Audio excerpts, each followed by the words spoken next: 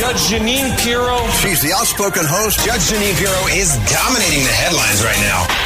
This is the Judge Jeanine Tunnel to Towers Foundation Sunday Morning Show. Now, here's Judge Jeanine Pirro. Welcome, everyone, to the Judge Jeanine Tunnel to Towers Foundation Show. I hope everyone is enjoying their day so far. It is a beautiful day here in New York City. The sun is finally shining. It rained all week. Thank you, Lord, for giving us sun on the weekend. And as always, we are armed and ready to serve justice with all my great listeners here on the Red Apple Audio Network. Quite a week this week, everybody. I got to tell you, this is like a soap opera. It's not just the news. It is nonstop interesting stuff going on. The Olympics going on. America's doing great. Politics. Kamala Harris, the most unpopular vice president in American history, is now getting a run for her money. Who knows why? She picked Tim Walz, a progressive leftist governor from Minnesota who believes in putting tampons in boys' bathrooms. I mean, how crazy is that, folks? Who believes that illegals should get free health care, that illegals should get licenses. And I got to tell you, my mother, rest in peace, did everything she could to make sure she paid her copay on her Medicare when she got older. She never missed that payment. She was always so worried that, she didn't want to miss the payment. She didn't want to be a burden on anybody. That's the mentality that my mom, rest in peace. I love her, Esther. I miss you. And now we got this Tim Walz, vice presidential candidate with Kamala Harris, who says, come one, come all illegals. We'll make the Americans pay for your health care. We'll invade all of the safety nets in this country to make sure that you're protected. We don't know who you are. Kamala let you all in. And Kamala was the border czar, but don't Google it because we're starting to eliminate that. We're trying to scrub it wherever we can. I mean, this is just the Democrats gaslighting us like they never did before. And yet J.D. Vance and Donald Trump are out there talking to the press, answering questions, being affirmative, going out there trying to debate. And Kamala is only talking through her surrogates. And I mean, hey, she's following Joe Biden. Joe Biden stayed in the basement in bubble wrap. In that fake, you have to stay 6 feet away from everybody, stay in your homes, everybody, which we now know was nonsense. They imposed it on us. The Democrats are totalitarian, the leftist Democrats anyway. They want to control your life. And Kamala thinks she should be able to skate to the White House without anyone even voting for her. Remember the primaries. Joe Biden got 14 million votes. Kamala Harris got none. Kamala Harris, when she was in a primary to be president, got no votes. She dropped out before Iowa. And now Saint Kamala, all of us, she is the Democrats' answer to all the problems in our country. It is a sham, everybody. It is an embarrassment, and it is a scam. Just like Tim Walz's experience in the military, that he carried those weapons of war in war. The guy was never in war. He literally ditched his battalion before they were deployed to Iraq. And you don't have to ask me. You can ask some of the men that were in his battalion. In any event, we're going to talk about all that with Hogan Gidley. You know him. He's former press secretary to Donald Trump. And Joe Concha, because I want to talk to Joe about those guys who are boxing as women. And it's real simple, folks. If you're XX, you're a girl. If you're XY, you're a boy. And don't tell me that a boy who thinks he's a girl should be able to box and literally assault women in the Olympics. And it is a sad commentary on where we are. And if you want to change the world, you better do it this year in November. And never forget, that's the commitment we made on 9/11. Honor it by donating $11 a month to the Tunnel to Towers Foundation at T2T.org. That's T2T.org.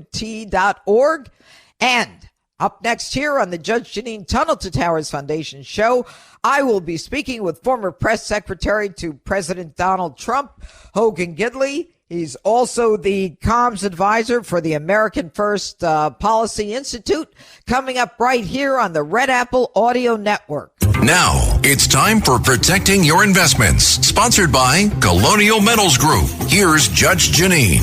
Hi, I'm Jeanine Pirro, and this is Protecting Your Investments, sponsored by Colonial Metals Group. Today, we're talking about the people running for office and whether or not they have your best interest at heart. They all talk about inflation and the economy and how they're going to take care of the economy and inflation. But maybe, just maybe, it's time for you to take some initiative and call Colonial Metals Group, because they can give you the power over your money where the government can't interfere. It's the Judge Jeanine Show.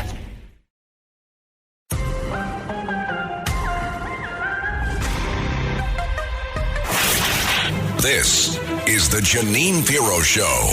Now, here's Judge Jeanine Pirro. Welcome back to the Judge Jeanine Tunnel to Towers Foundation Show. Joining us now is a former press secretary for President Donald Trump, Hogan Gidley. He's also a comms advisor for the America First Policy Institute and many of the big guns in government. And this morning, I want to welcome Hogan Gidley, our friend that you've seen on Fox News and you've heard on this show before, to talk about Kamala Harris's vice presidential pick, Tim Walz. And, you know, there's a lot of talk right now about Tim Walz and the fact that he promotes the fact that he was in the National Guard for 24 years.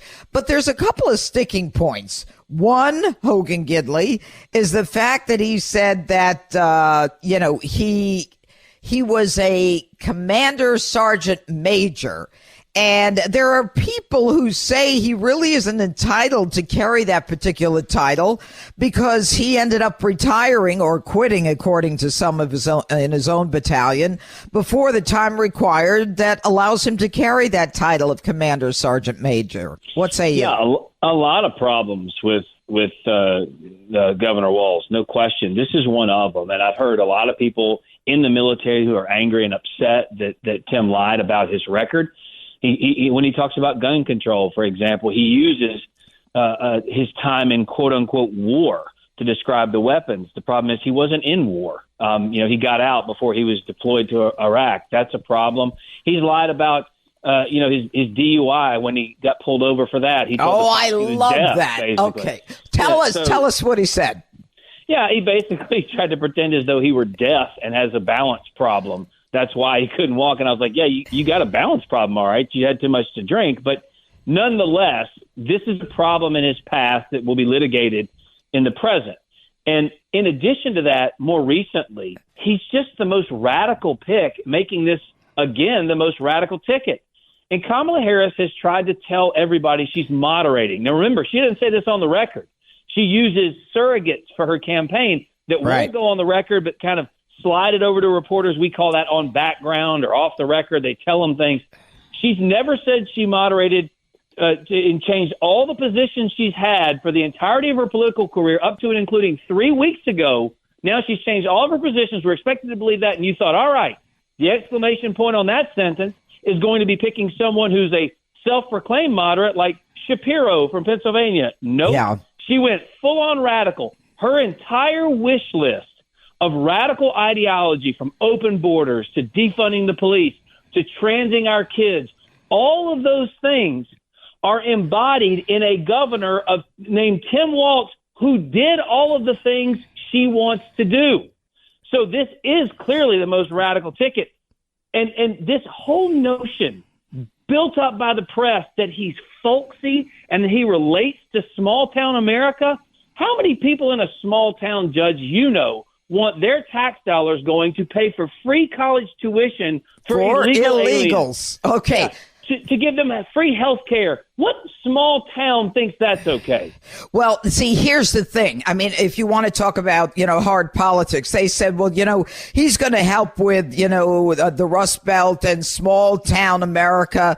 When the truth is, when he ran in Minnesota, he didn't get any of the rural areas. Right. Just he ran the same campaign and the same numbers that Joe Biden did. He didn't go beyond the Democrat base. And they keep saying this guy is Mr. Rural America. He's he's going to attract people. But I want to backtrack a little bit. I don't want to let him off the hook with this military thing, because he literally abandoned his battalion before they were deployed to Iraq. And, they can say, and Kamala Harris's response through one of her surrogates was, well, we're grateful for anyone who serves in the military. But the truth is, it was on the eve of their being deployed to Iraq that this guy jumped ship. And he ends up actually, being criticized by men in his battalion, and apparently one lost his life. There was another one who was maimed, and he then runs on the ticket of being an anti-war politician. So he's against the war in Iraq. He jumped ship right before Iraq. He does it right before he's supposed to be deployed. And he does it in a way that is embarrassing to those people who are in the military. You and I are not in the military, but in the military world, what he did is a disgrace. And, normal Americans don't really get it. But, there's a reason that there is a federal crime if you lie about your military service. I mean, they take this stuff very seriously. And then when he comes out and he says, we shouldn't have weapons of war on the street like the weapons of war that I carried when I was in war. Are you kidding? You were never in war. You were never in the theater of combat. Never. He lied about that as well. And so this guy is a BSer from day one and trying to promote himself. The campaign promoting him as a rural guy. He's promoting himself as a military guy. And in the end, he's none of those things. No question. And it's so part and parcel with that entire campaign, trying to have it not just both ways, but three different ways in a lot of areas. You just pointed to it. So he's against the war, but he touts his military service, but he didn't serve. But he did serve, but he left right before. And when he did serve, he carried a weapon of war. Yeah, he carried a weapon of war. Kamala Harris goes on stage and says, hey, you know what? If I'm elected president, I'm going to work to lower prices on day one and fix inflation. Yeah, only but only if you'd had a position of power from which to do that for the last 4 years, right? So she's running and saying the economy is getting better. Oh, I got to fix the economy. Oh, the border numbers are better, but hey, I wasn't borders, or I don't have anything to do with it, but we got to fix the border too. You caused all of these problems. The same thing applies to this situation with Governor Walz. He is doing this to himself because, like most politicians, he wants to be all things to all people, and he's trying to have it every which way, but he can. In addition, I have to say this. I know you're going to talk about this in other segments too. Yeah. I'm so sick and tired of the media saying, why are you so upset that Kamala hasn't answered questions? Why are you upset? This is someone who didn't receive a single vote, that basically participated in a coup that covered up Joe Biden's horrible mental and physical decline, didn't get a single vote, got to the top of the ticket, and you don't have a single question. And the only question she was asked when she gave that word salad on the tarmac after they returned those hostages, the first question, the only question you could hear shouted out was, hey, are you going to meet with the hostages? Yeah. That's it? That's your question? So I'm just telling you, I remember when D.C. melted down and the Democrats had a field day with a few votes they had to cast to get McCarthy in place, and then a few more votes to get Johnson in place. And this just complete taking down of a sitting president it took the media 3 weeks. That's how powerful they are. 3 weeks to unseat a sitting president of the United States after holding office for half of a century. And on top of that, telling us the same woman, Kamala Harris, that the media themselves wanted off the ticket 3 weeks ago, is now trying to tell us she's the best vice president and the best potential president in the history of this country. It's insane. All right, let me ask you a question. Why her numbers, given the fact that she was the most unpopular vice president in history? No one can deny that. The numbers are clear. How in a matter of a couple of weeks does she catapult to where she is now? But that's the point. You know the answer. Yeah, I do. I can't believe she's not up by 10 in every swing state, considering what the media has done for her. Yep. I mean, don't forget, we all laugh at the media and their outlets like your own that really holds their feet to the fire and asks all politicians of every stripe tough questions. But writ large, that mainstream media is one of the most powerful instruments for the Democrat Party. You have seen this time and time again. It's the same media that told us Russia collusion was real and that the Hunter Biden laptop and the Ashley Biden diary were fake. And behind the scenes, Joe Biden was really doing triathlons. I mean, that's how strong he is, really, behind the scenes. The same media that told us Kamala Harris is terrible, now telling us Kamala Harris is good, they are going to cover her in glowing press. They're going to bubble wrap her. And a reporter the other day told me, Judge, they said, there's no precedent for them not asking her questions. How is this happening? I said, no precedent. Go back to 2020.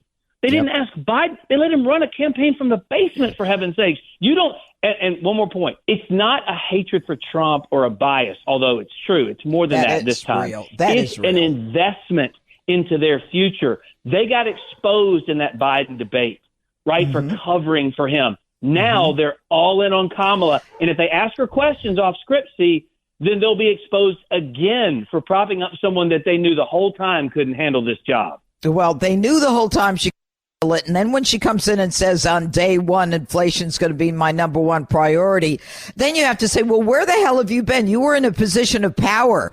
You're the one who was touting Bidenomics. You said on 6 different occasions, Bidenomics, it's great. It's working. She said it over and over again. Nobody knows what the hell it was, except the numbers were horrible. And in the end, she's saying this is a great thing for America. And by the way, do you remember they were calling her Mamala? Can we call you Mamala? Yeah. Well, where was Mamala when we had the baby formula shortage? She didn't even show her face. She wasn't anywhere for the working women who were running around from one store to another, including my daughter, saying, where am I going to get formula for my baby? I mean, it is outrageous to be in this position, but that's, Go ahead. Where was Mamala when these women are being raped and murdered by illegal aliens? Where's Mamala on that one too? I mean, she has failed at every single thing she's tried to do. Anyway, Hogan Gidley, thanks so much for joining us this morning on the Judge Jeanine Tunnel to Towers Foundation show. And now that you're fired up, go work out. Thanks, Hogan. Thanks, Judge. God Take bless. care. Bye-bye. And never forget, that's a promise we made on 9/11. Join the Tunnel to Towers Foundation at T2T.org and donate $11 a month. It's a great organization. The money goes to the people who are intended to receive it. It doesn't go for administrative costs. So coming up next, we will hear from Joe Concha. And Joe Concha, of course, is a political satirist as well as a Fox News personality, and he's a pretty funny guy. Stay with us.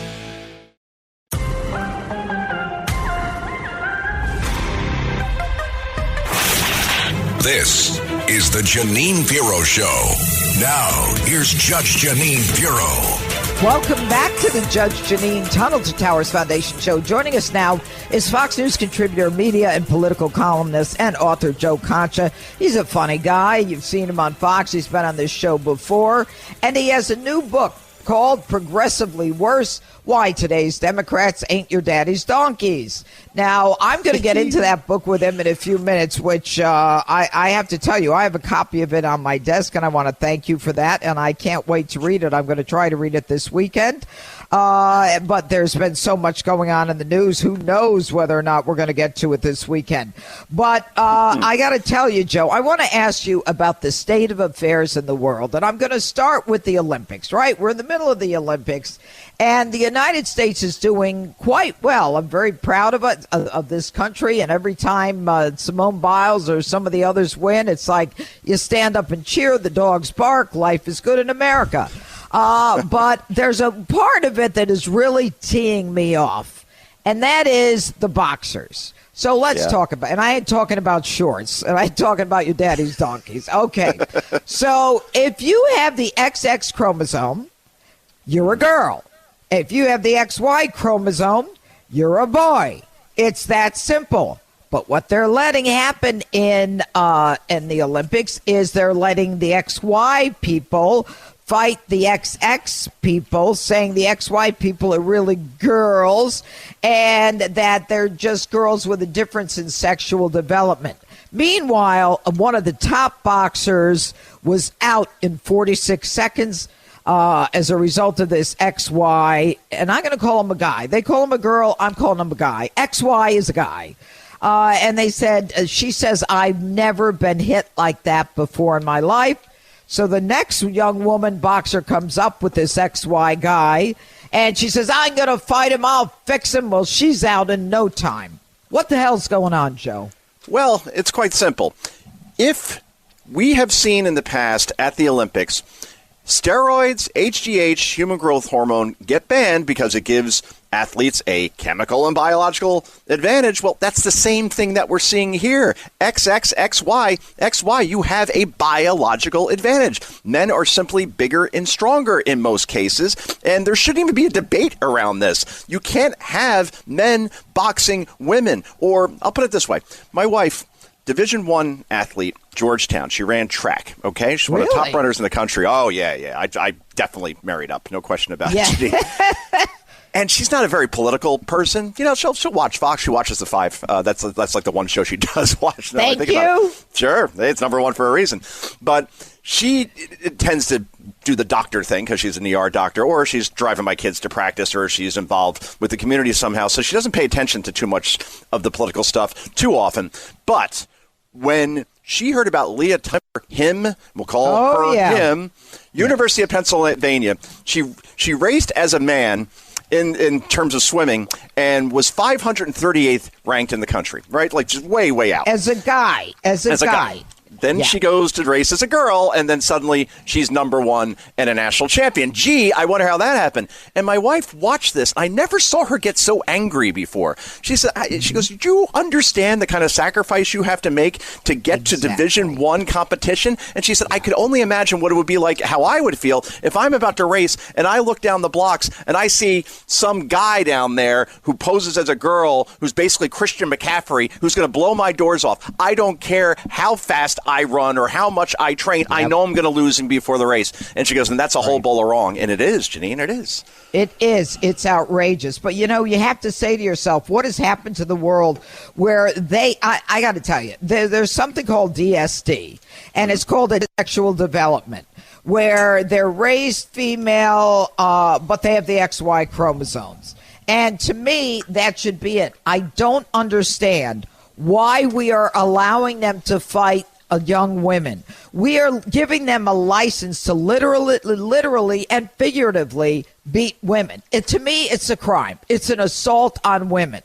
And I don't care who you're trying to please. I'm sick and tired of pleasing the few. Let them fight each other, okay? If you think they're so different, if you think they deserve some special treatment, let them fight each other. And, you know, the person who's on my left, on the five, the liberal, said, I think last week, she said, they really are women. And the truth is that they believe they're women, too. And I said, I really don't care. You know, if they've got any testosterone in them, if they have the XY chromosome, I don't want them fighting women. And that's what they're doing. They're destroying women in sports. They're destroying their dreams. And, you know, I don't understand them. Well, I don't need to understand them. I only need to understand young girls like your wife who understands the sacrifices, the early morning practices, what you give up socially to go get your head beat in by some person who says they're really a girl. It infuriates me. And it Judge, really is. And Democrats support this, by the way. Kamala Harris, Tim Walz, they're all for this. And they claim to be the party of women.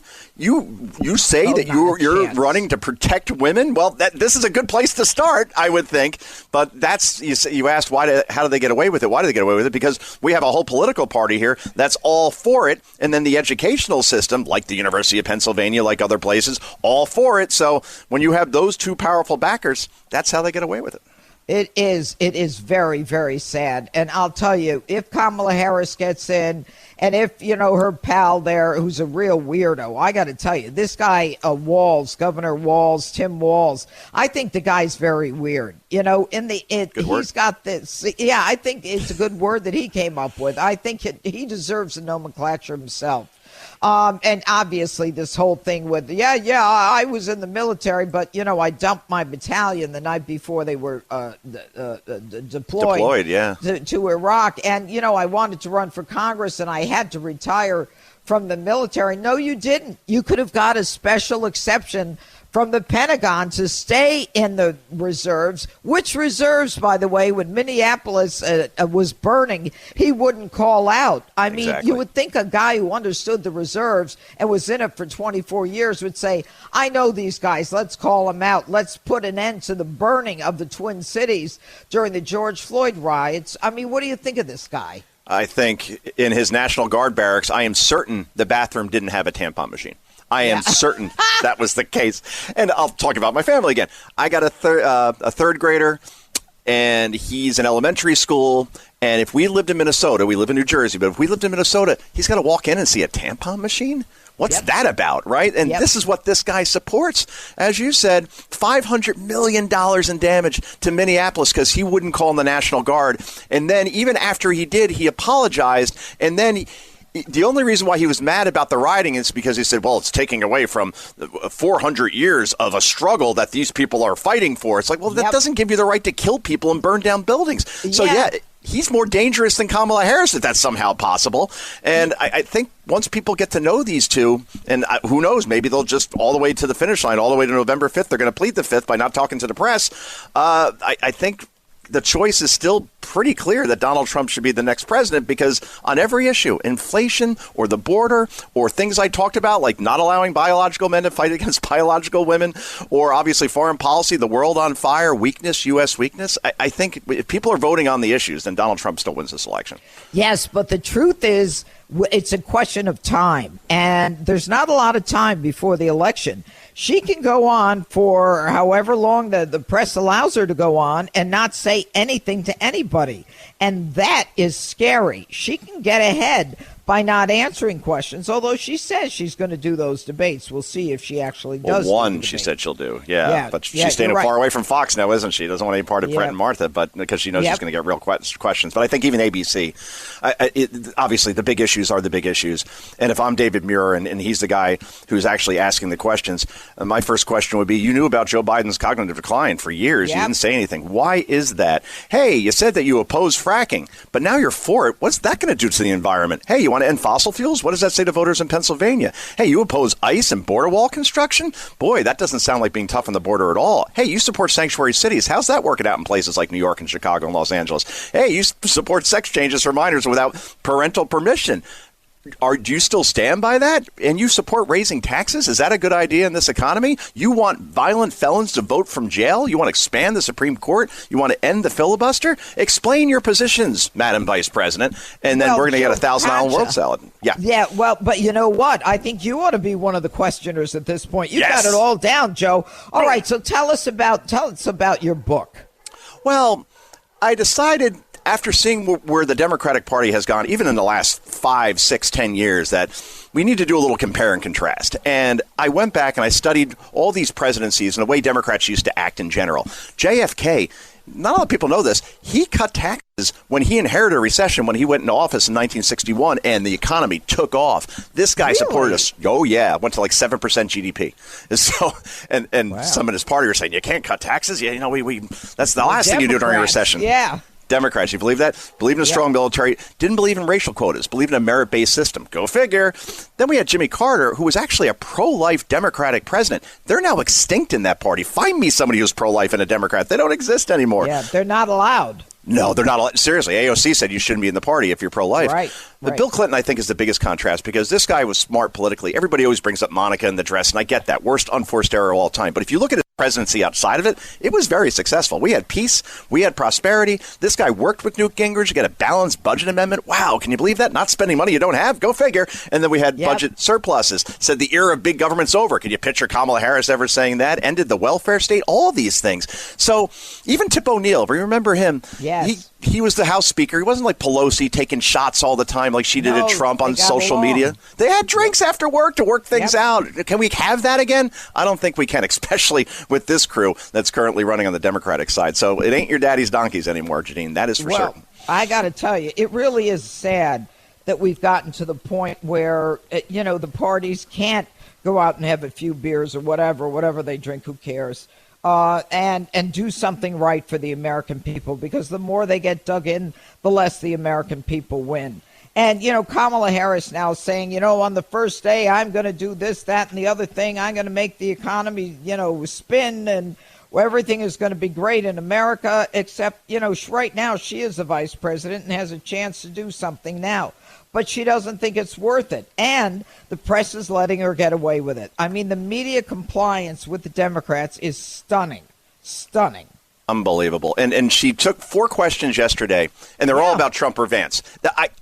I can't even call them softballs. It was like T-ball if you take a beach ball and put it on the tee. Like, that's how easy these things were to swat away. And meanwhile, Trump's up there for 63 minutes taking 42 questions, obviously, from a hostile press. And then Harris says, well, maybe I'll do an interview by the end of the month. What, you need 3 weeks to prepare to go on The View? I mean, so that's the plan here, Jeanine. They're going to keep her as hidden as most as possible, because they saw what happened in 2019. Once people actually heard her speak outside of a teleprompter and unscripted remarks, it went downhill in a hurry, and she went from front runner to out before she even got to Iowa. Didn't receive 1 vote, just like this time around where she hasn't received 1 vote, yet she's the Democratic nominee, and she's barely taken any questions along the way. And I think they could survive the next 88 days by as little as possible in terms of Kamala, keep her in teleprompter, have her do these rallies, and hope that Trump and or Vance implodes. And you know what? It might work.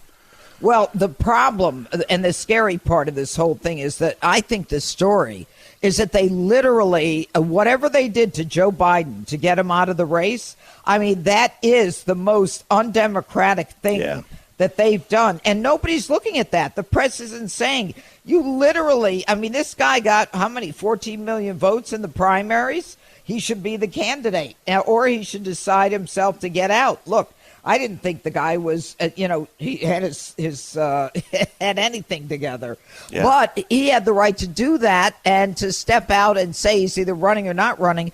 But they put the squeeze on him, and she was part of it late enough so no one else could get in the race. She got all the money. I mean, it's like this is backroom politics like we've never seen before at the presidential level. They literally anointed her. Yeah, backroom politics like Pyongyang or Moscow, right? Like, this is how it works for installing candidates. And no one's really noticed this part, by the way. Joe Biden has yet to take, he's taken 1 question since he decided to step down. No press conference, nothing. Everybody's like, oh, well, thanks, great legacy, you're a great president. Maybe we'll put you on Mount Rushmore. I think Nancy Pelosi said that. The only question he got was 1. It was on the tarmac when they got the hostages back. And this is what I mean by the question, so to speak. Mr. President, what do you want your legacy to be? That's the question you ask him when he dropped out of it. And of course, he says, I saved the economy, which, well, we see how that's going now. So, they're just getting away with it completely because they know the press is going to play along. So this is all the mountains that Trump and Vance and Republicans in general have to get over. And it's never been this bad, as I talk about in the book, Progressively Worse, when we actually used to have decent anchors like Peter Jennings or Cronkite, the guys I grew up with, where you could actually respect them and say, hey, maybe they're a little left, but I think they're doing their job objectively. That doesn't exist anymore, outside of Brett Baer and Martha McCallum, of course. Absolutely does not exist anymore. And if she does one debate, you and I both know that the debate that she does, will be a debate where, I worry about whether or not, well, maybe I shouldn't say it, but I remember Donna Brazile, and the questions CNN. that they got. Yep. Twice. Not just once, twice it happened. Twice. And she's working where now again? Yeah. ABC News. Who's hosting the debate? ABC News. So she's a nice lady, I know, but can you trust her that she won't do this again? I mean, or anybody over at that network for that matter? Stephanopoulos, if he gets his hands on the questions, you don't think he's really? Stephanopoulos is as political as you get. I mean, he interviewed Hillary Clinton, and apparently nobody knew that he was a big contributor to the Clinton Foundation. $150,000. Yeah, that's right. That's right. All right, Joe. So what do you see happening in terms of, Donald Trump and J.D. Vance? I mean, do you like him? Do you think he helps a ticket, hurts a ticket? Do you like him? He's getting better. I love what he did on the tarmac a couple days ago. He went over to the press and asked them, why aren't you asking Kamala Harris questions? And then tried to speak to Kamala, and she hid behind some Girl Scouts. So I like the aggression. But if I think if Trump had a do-over, he won't admit this, I don't think. But if he had a do-over, you take Glenn Youngkin. Joe Concha, thanks so much for joining us on the Judge Jeanine Tunnel to Towers Foundation show. I love your energy. Everybody get a copy of his book. And Progressively Worse, Why Today's Democrats Ain't Your Daddy's Donkeys. That's what I wrote. Donkeys. All right. We Go finish each ahead. other's sentences. Yeah, okay. Next book, try to make it shorter. Anyway, Joe Concha, thanks so much for joining us. All right, Joe. God bless. And never forget, join the Tunnel to Towers Foundation on its mission to do good in honor of America's heroes. Donate $11 a month at t2t.org. That's T, the number 2, t.org. This is the Judge Jeanine Show.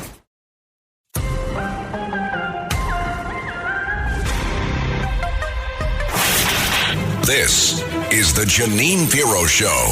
Now, here's Judge Jeanine Pirro. Up next here on the Judge Jeanine Tunnel to Towers Foundation Show, I will gavel out. Did you ever notice, folks, that the gavel is different every week? Because sometimes I have too many papers on my desk, and when I hit the gavel, it doesn't sound, it sounds muffled. But I put papers on my desk because the last time I hit the gavel on my desk, I dented my desk, which just goes to show you I should leave the gavel out of my closing argument. But it's all coming up here on the Red Apple Audio Network. Okay, now it's time for me to gavel out without my gavel on my closing argument. All right, folks, the election is coming up, and I must tell you the Democrats have an advantage. They got a candidate right at the end. You know, what the Democrats did was they literally forced Joe Biden out. That was a coup, folks. That's how they do it in Russia. That's an internal coup. The guy got 14 million primary votes. They said to him, Joe, you ain't running. I don't know what leverage they used. And Nancy Pelosi, when she was asked, you know, was Joe Biden upset with you? Well, I don't know. Well, when's the last time you spoke with him? She says, well, I haven't spoken to him. Well, there's your answer, folks. They forced Joe Biden out. Now, don't get me wrong. He was cognitively declined, and he was not in a position. He shouldn't even be in a position being president right now. But they did it at a time when all the money goes to Kamala. No other Democrat candidate can jump in and fight for the position. And we're left with a woman who has never gotten a vote for president running for president. She is an embarrassment. She's always been an embarrassment, and she knows it, which is why she's only talking behind surrogates. She's amped up her clothing. She's now in lighter colors. She's out there grinning and loving it. And you know what, folks? Don't be fooled by the grin. You've got to put food on the table. You got to be able to buy bacon. You got to stop this inflation, which is a tax that Kamala Harris imposed on you when she was the tie vote for not only the Inflation Reduction Act, but the American Rescue Plan, which put us in a recession and is in put us in a terrible situation economically. Anyway, I can't believe we're out of time already, but make sure you join us right back here next week. Same time, same place for the Judge Jeanine Tunnel to Towers Foundation Show. Have a great day, everybody, and don't forget, smile. God bless you. Take care.